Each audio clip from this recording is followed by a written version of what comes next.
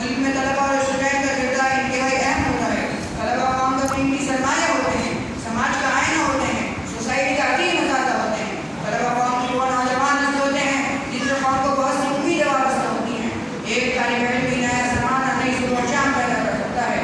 علامہ اقبال علیہ الرحمہ نے ایک طالب علم کو مخاطب کرتے ہوئے فرمایا تھا، دیانِ عشق میں اپنا مقام پیدا کر، دیانِ عشق میں اپنا مقام پیدا کر، نیا زمانہ، نئی صبح و شام پیدا کر.